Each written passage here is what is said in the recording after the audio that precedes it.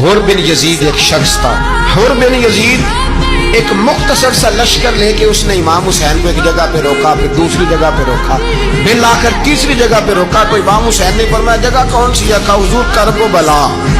فرمایا بس یہی خیمے لگا یہی. حضرت سیدہ زینب نے پوچھا امام حسین سے کہ سارے زمانے نے روکا ہے، ٹھیک ہے آپ حق پہ ہیں، یہ بھی سب نے کہا ہے آپ حق پہ ہیں، پر روکا بھی سب نے، آپ روکے کیوں نہیں؟ ابن کثیر اور ابن اسیر لکھتے ہیں امام حسین رو پڑے، کہنے لگے بہن میں رک جاتا پر میں نے رات کو نانا مصطفیٰ کو خواب میں دیکھا. تو حضور نے فرمایا حسین اگر آج یہ رواج پڑ گیا نا یزید جیسے لوگوں کا تو قیامت تک پڑا رہے گا. پھر لوگ کہیں گے کوئی نکلا نہیں تھا تو ہمیں بھی نکلنا. پھر لوگ ظالموں کے سامنے گردنیں جھکانے کے عادی ہو جائیں. میں کہتا رہتا ہوں، کہہ رہا ہوں، کربلا کی جنگ کفر اسلام کی جنگ نہیں، کفر اسلام کی جنگ نہیں کربلا کی. کیونکہ یزید تو بڑا پکا نمازی تھا، خطبہ دیتا تھا. وہ تو جب امام حسین رضی اللہ تعالیٰ عنہ نے کربلا کے میدان میں جمعے کا دن تھا تو یزید کے سامنے کو بات کرنی شروع کی عمر بن سعد کے سامنے. تو عمر بن سعد کہنے لگا حسین زیادہ باتیں نہ کر، ہمارا جمعہ لیٹ ہو رہا ہے، جنگ کے لیے تیار ہو، فٹافٹ آ. اہل بیت نبوت کو قتل کریں گے اور قتل کے بعد پھر نماز پڑھیں گے اور پھر کہیں گے اللہم صلی علی محمد وعلی آل محمد، اسی نماز میں پھر درود بھی پڑھیں گے. یہ کیسا مرتبہ ہے، کیسا انداز ہے، دوستی قاتل سے بھی مقتول سے یارانہ بھی. امام حسین نے حر بن یزید امام حسین سے کہنے لگا مجھے حکم ہے آپ کو روکنے کا، آپ آگے نہیں جا سکتے. امام صاحب نے فرمایا وجہ؟ زمین اللہ کی ہے. اس نے کہا آپ بیعت نہیں کر رہے، یزید کی حالات آپ کے حق میں درست نہیں ہیں، آپ نہیں جائیں گے. امام روک گئے. ظہر کی نماز کا وقت ہوا تو حضرت علی اکبر امام حسین کے بڑے صاحبزادے انہوں نے اذان ظہر پڑھی تو حر بن یزید کے لشکر نے امام حسین کے پیچھے نماز ادا کی. کہا بھئی تم مقابلے میں آئے ہو نماز پیچھے پڑھتے ہو؟ کہا حضور مقابلہ تو تلواروں سے کر رہے ہیں پر ہمارا دل تو مانتا ہے نا کہ مصطفیٰ کا نواسہ بڑی شان والا ہے. حر بن یزید نے 3 نمازیں لشکر سمیت امام حسین کے پیچھے پڑھی ہیں، 3 نمازیں، ظہر اثر اور مغرب. پھر امام حسین کے سامنے شرائط پیش کی کہ آپ کو یہاں گھیر لیا گیا ہے، یہاں آپ بیعت کریں گے، یہاں جنگ کریں گے، 2 ہی باتیں. امام حسین نے فرمایا نہیں بھائی بیعت تو میں نہیں کرتا، اس کے علاوہ تم جو کہتے ہو میں کرنے کو تیار ہوں. اس نے خط لکھا، عبید اللہ ابن زیاد کو ایک بندہ دوڑایا پیچھے، کوفے چند میل پہ کوفہ تھا. کہا وہ نہیں مان رہے، کیا کرنا ہے؟ تو حسین ابن علی ہے، میں زیادہ دیر انہیں روک بھی نہیں سکتا. انہوں نے پیغام دیا حر بن یزید کو کہ کرنا کچھ بھی نہیں، ان کا پانی بند کر دو، بلیک میل کرو، کھانا پانی نہیں ملے گا، چھوٹے چھوٹے بچے ہیں، خود ہی مان جائیں گے.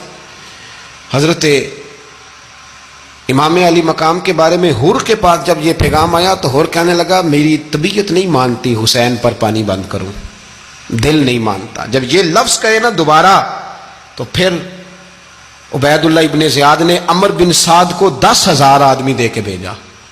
کہا حر بن یزید لچک دکھا رہا ہے حسین کے حق میں. 3 دن تک پانی بند رہا. 9 محرم کو عمر بن سعد نے اور لوگ بلائے. شمر ایک بڑا سخت آدمی تھا، سنگ دل بدبخت، جس نے حضرت علی اصغر کے گلے پر تیر مارا تھا، وہ اور لشکر لے کے آیا.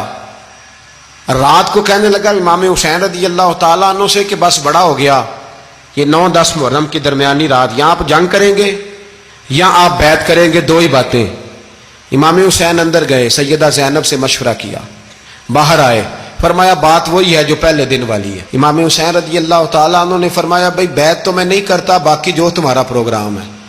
شمر اور ابن سعد کہنے لگے پھر جنگ کے لیے تیار ہو جائیں. کیا انداز ہے امام حسین کا. فرمانے لگے کل جنگ کروں گا، مجھے پتا تو ہے جنگ کا نتیجہ کیا نکلنا ہے، 1 رات مجھے دے دو تاکہ میں کھل کے اپنے رب کی عبادت تو کر لوں. حسین نے جانا ہے، مجھے پتا ہے کل رزلٹ 72 اور 22,000 کا کیا 1 رات مجھے دو، میں مالک سے راز نیاز تو کروں. میں گویا اس سے پوچھوں تو صحیح کہ مالک میرے والد بھی شہید ہیں، بھائی بھی شہید ہیں، نانا کو بھی دکھوں میں دیکھا ہے، تو اب میری باری ہے تو مالک میں حاضر ہوں، مجھے موقع تو دو. اس لیے کہ میرے نانا نے بدر میں بھی ساری رات عبادت کی تھی، صبح مجھے موقع دو. اور دنیا کا اصول ہے جب کوئی موقع مانگتا ہے تو دیا جاتا ہے. یہ دونوں کہنے لگے کوئی موقع نہیں. حر بن یزید پیچھے سے بولا, کہنے لگا نہیں بدتمیزی نہ کرو, حسین کو موقع دو, تمہیں دینا پڑے گا. موقع دیا.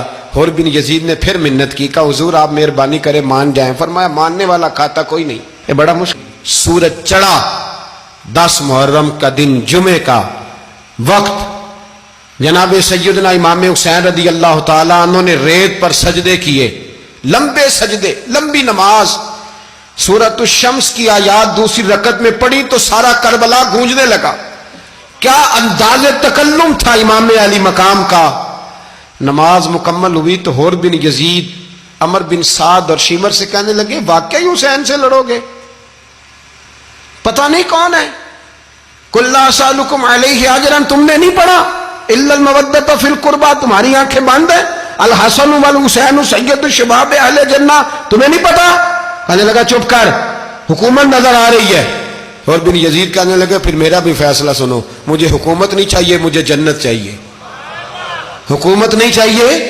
امام حسین کی پہلی فتح دیکھیں, حر بن یزید ایڑی لگا کے نا یزید کے لشکر سے نکل کے امام حسین کے لشکر میں شامل ہو گیا.